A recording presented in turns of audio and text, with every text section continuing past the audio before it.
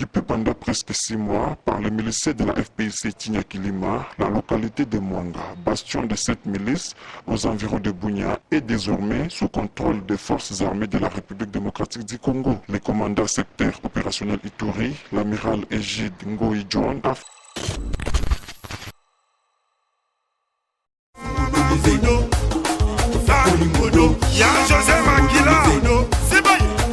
Bonsoir ou bonjour, ça dépend de l'heure où vous êtes Bakou, il y a Rotala Bisso, il y a Dada Elisu na Marambasika. Il y a Dada Elisu na Marambasika, moi je me sens bino. Tu me dis que je dois calculer ni to ko sala pour que tu contribuer na bolamu. Parce que le bienfait n'est jamais été oublié. Ceux qui me konzambo kazo sala malamu. Oyo na malamu oyo ya linga sala. Azo sala nano ne bandeli mais espèce déjà résultat positif. Il faut que les cas étant que chroniqueur, il faut que les étant que journaliste pour nous encourager Moussala na. Je dis un grand merci na batu nyonso ba pesi biso ce chance ya Rolanda biso lelo na analyse auto sala pour na ba biloko oyo ezoleka na est ya Congo, na est ya mboka na biso Congo, mboko tolinga mingi, mboko to telema na sia bendele nango. Je resterai congolais jusqu'à la fin du temps. Na obotami congolais, na okufara congolais. Fachi atikala Kisekedi le père atikala kotika la ata mukolo moko te kotika la mwana testament moko boye oyo tala ba héritage oyo tala ba bien familial atikala ngo fachi te. Eloko moko oyo père atikala mwana na ye ezaka secret ya mboka oyo. Yango mona ba déboulonnage. Il y a une stratégie, il y a scolarité, gratuité, il y a scolarité, tout et tout. Et aujourd'hui, un grand merci au président de la République, Fachi Béton, à l'axi Pena Béton, pour la Kinitolo Bara. Oh non, ton monité. Mais est déjà qui toko. En tout cas, mon salaire qui toko na FRDC, mon salaire qui toko na Sodan, na biso ba volontaire ou andimi ko kufa pour na école. Ingénieur Basile, nazano soki nazano ka même langage pour ngana to communiquer. Donc ça dit so nazabo na opesa merci na ba technicien nyoso ba simba Congo.carré télévision. Namoni Chikito Keko, namoni ingénieur Basile Diang Dombasi. L'air moro boepé na Frentzen, ya dada Asimba Masolo, mais na salara ndenge ba kochanga et pas ingénieur Diang Dombasi. Ingénieur Diang son a même langage. Avant to zoatan rubanda robeta masolo, ya buzo ba le kana est. L'annonce présidentielle n'est pas vraiment une surprise. Félix Tshisekedi avait promis des mesures radicales pour s'attaquer à l'insécurité dans l'est du pays. Parmi elles, l'état de siège décrété vendredi soir dans 2 provinces de l'est de la RDC. Une mesure inédite, encore jamais mise en œuvre. Depuis plusieurs mois, les provinces d'Ituri et du Nord Kivu situées à l'est du pays sont en proie à des violences perpétrées par des groupes armés. Il serait plus d'une centaine, mais l'un d'eux attire particulièrement l'attention, les forces démocratiques alliées composées de rebelles islamistes ougandais. Les autorités les soupçonnent d'avoir tué plus de 1000 civils en 6 mois. En déplacement mardi à Paris, le président Tshisekedi a demandé l'aide de la France dans cette lutte.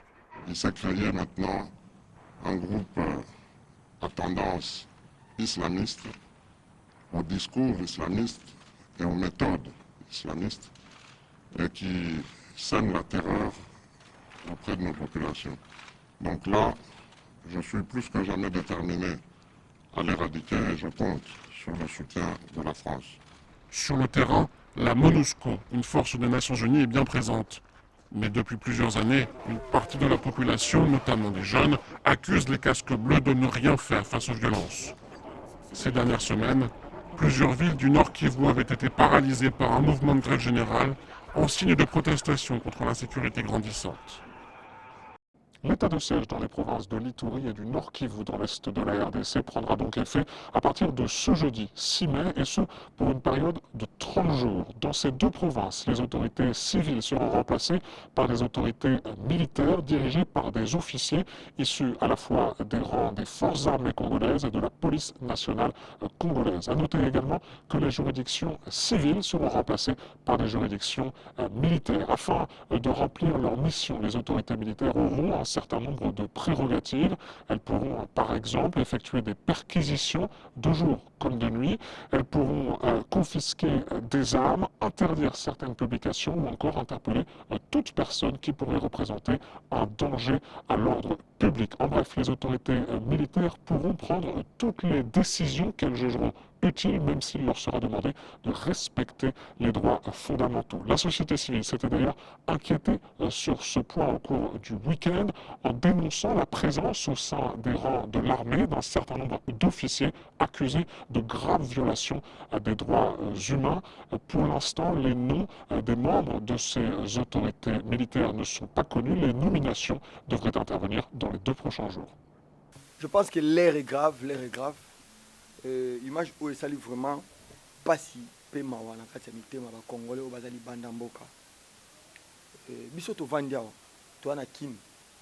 Tozo comprendre pe kaka te nini ozo leka na est ya pays malgré to yora. Je dis souvent ba congolais hein, on dirait biso ba congolais quinois. Tozo aka penza informé te. Pour preuve, so toza na 10 000 habitants. So toza na 10 000 habitants na Kinshasa. Tam suka 1000 mutu batala internet 1000 mutu basala internet 9000 wana nyonso bayebi kuta internet te pona bango internet eza WhatsApp na Facebook tozwaka temps et puis so bovandi na bamasanga nde tovandaka tobeta masolo ya politique bandeko mosusu babeta masolo ni babi ah wana babiloko na bino internet. Moi je vous confirme je vous le dis que internet eza technologie oyo eza lokola ba technologie mosusu te.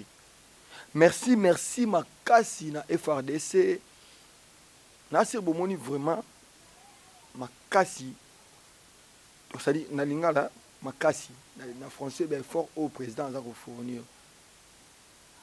Tant na l'image na raisonner mbala mona attends to ba mike to banomo na ba DSP to beta masolo ku ninga ali ba longole moko atikala na moko. Et ba comprendre ba to ba série 7 mata. Bazo comprendre makamna lo balongole moko batika moko siko ba otoza na bango eza ba FRDC créé par le président de la République Fachi Beton. Merci pour la moussa kitoko atini bango na libanda mboka bazu formation baza vraiment formé na sibino mo bomo na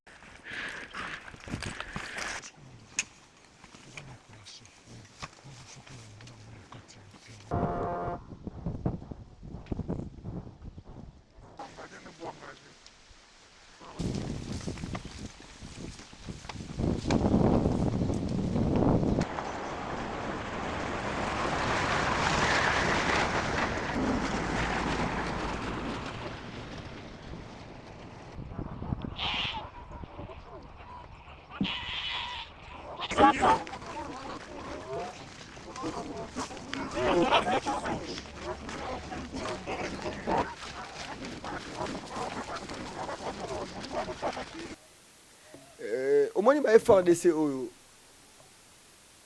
bomonaka tege bakoti bazokanga bazobunda bazoprotéger périmètre ya RDC périmètre ya Congo périmètre ya Est peut-être bakokanisa na facilité bakutani na makambo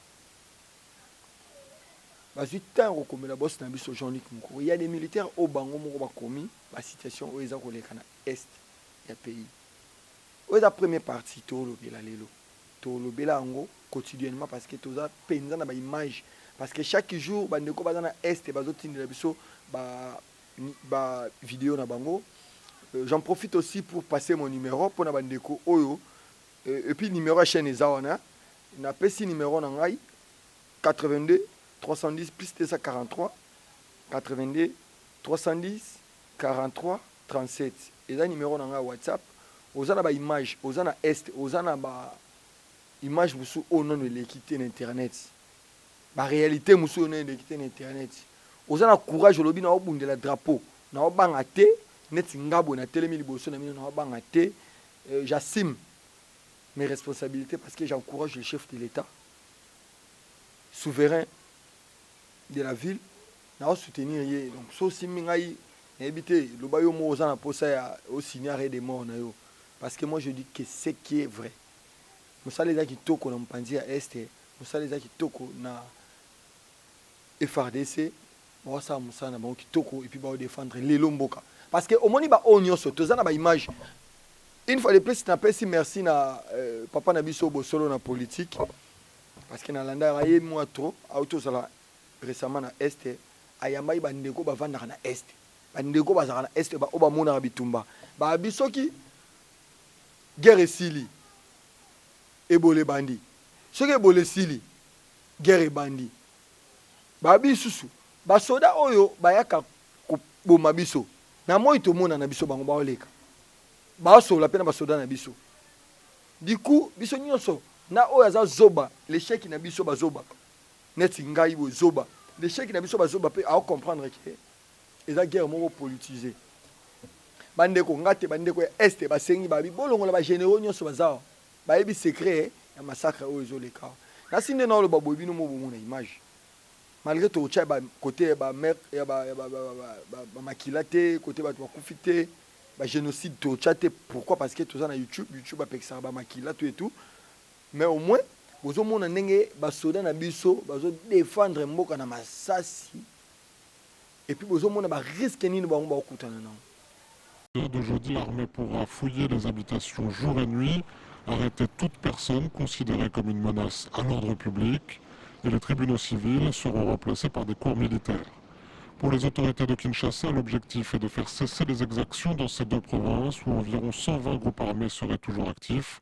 Ces dernières années, l'ADF, rébellion d'origine ougandaise, serait le plus violent de ces groupes. Ses membres auraient fait plus de 1000 victimes civiles depuis novembre 2019 dans la région de Beni, au Nord Kivu. Occupé pendant presque 6 mois par les miliciens de la FPIC Tinyakilima, la localité de Mwanga, bastion de cette milice aux environs de Bunia, est désormais sous contrôle des forces armées de la République démocratique du Congo. Le commandant secteur opérationnel Ituri, l'amiral Égide Ngoï John, a fait lui-même une descente sur terrain dans ces villages situés à une dizaine de kilomètres de Bunia, chef-lieu de la province de l'Ituri, accompagné de son état-major pour palper du doigt la situation du terrain après des combat entre l'armée loyaliste à certaines forces négatives. Les instructions ont été données par les commandants aux troupes sur terrain en vue de conquérir totalement Mwanga et ses environs. Le bureau de l'opération fait état de 3 militaires FARDC tués par les miliciens. Des côtés ennemis, 16 miliciens neutralisés, 7 autres capturés avec des dégâts énormes causés par ces miliciens avant de quitter cette localité. Ces assaillants capturés sont même identifiés comme des fils humiliés par certains habitants, comme nous témoigne celui-ci lors du transfert de ces hors-la-loi à Bunia. Je connais Tanguy, c'est un petit terrain central, il était à Boussaga. En tout cas, tout ce qu'il a fait, il a tué beaucoup de personnes à Boussaga. On a tué même notre capitaine de la centrale Soweto. En tout cas, nous regrettons trop fort de sa disparition. C'est une personne vraiment qui était vraiment trop courageuse. Nous regrettons de sa disparition. On a vu ce petit Tanguy, c'était pire, c'était Par cette victoire, l'armée a réussi à écarter les dangers sécuritaires qui pesaient sur Bunia. Ceci grâce aux opérations lancées après plusieurs tentatives ratées de ces assaillants de la FPIC de marcher sur les chefs-lieux de l'Ituri, souvent en coalition avec une faction dissidente de Kodeko et a tenté d'assiéger le quartier Lengabo le 7 janvier dernier. Président Fachaza n'a pas ça déboulonné système. Mais tant Congo a déboulonné, et a boulonné, président Zolinga a déboulonné système, bino ba konjibo tonga ndakuna 1 mois, immeuble Télémi. Pourquoi tu te habité pour niveau tonga ndakwa 1 mois na ba 2 mois? Ndakwa di niveau ba tonga na 6 mois. To yebi ke bozo bungisa bandeko na biso bozo bomba bandeko na biso pona bozo ba mbongo botonga bandako bozo tonga to kobuka ngo to kobotola ngo. Mon numéro est là, j'assume tout ce que moi je dis. Ingénieur Basile, hein, toi qui es non à image, toi qui es non image le bas mouké et le bas pena. Après tu rechuté. L'armée congolaise affirme avoir tué 26 miliciens dans une contre-offensive à Beni, ville martyre de l'est de la RDC. 2 des dernières attaques attribuées aux forces armées démocratiques ont été revendiquées par le groupe État islamique sans preuve formelle, rapporte l'AFP, qui précise que les forces armées démocratiques sont à l'origine des rebelles ougandais musulmans installés depuis 20 ans dans l'est du Congo. 23 corps d'entre ces miliciens ont été exposés au public jeudi matin. La zone où se sont produits les affrontements est déchirée par une douzaine de factions rebelles et de bandes armées associées. La zone est aussi l'épicentre de la pire épidémie d'Ebola que la République démocratique du Congo a connue. Selon le porte-parole de l'armée pour l'Est du Congo, le général Léon Richard Kassonga, les mutins des forces démocratiques alliées avaient pris d'assaut un campement dans le village de Ngité. Les soldats avaient riposté avant de les poursuivre. L'ADF n'a jamais revendiqué son allégeance à l'État islamique. Seulement, le groupe congolais, d'après des témoins, avait perpétré récemment une attaque à Bovata, revendiquée alors par l'État islamique. Merci, merci. En tout cas, je pense que l'image, ça fait plaisir na bangai nyonso, bangai nyonso na TikTok, WhatsApp, Facebook.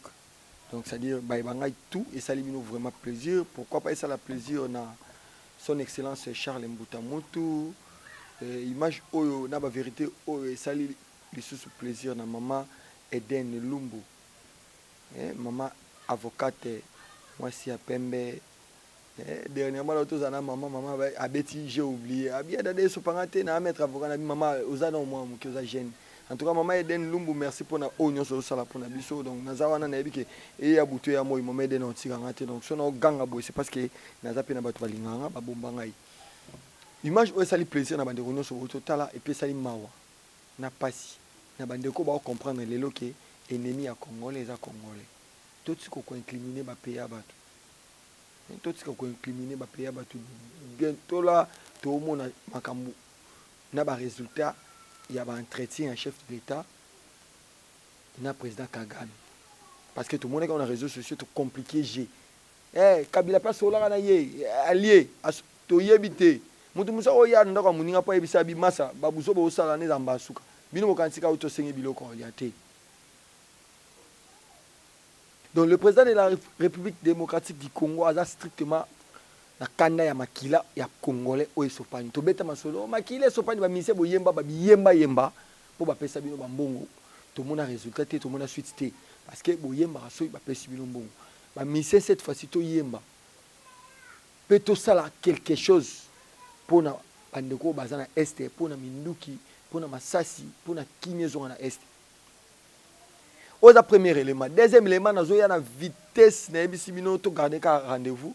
Tout ça, nous avons en tout cas un ingénieur Diang Dombasi, surtout dans le même langage, et qui analyse, l'image est en train pour nous déjà na pesi mbote na ba onyo so balinganga na ba balinganga te na pesi mbote na Joanita Bete Sukubile bon anniversaire à toi Joanita Bete Sukubile au botamaki na micho ba chao ba pampex ba couche ba poudre et tout et na pesi mbote na ba ebangai là je vois directement papa Pépé et je vois directement docteur Ilunga papa Pépé Jordan mwana musakata mwa mwindu makasi ya mbinga papa Pépé na pesi mbote na docteur Ilunga Kazadi yanga ya motema abi benga ka ndongo benga nga tokuta na fara pourquoi pas na pesa lisusu mbote na yanga ya motema master na ngai ndeko na ngai marié mo kwa seke mwana nkoya nkoyi mwana Jean-Luc asa Jean-Luc kitoko à suivre.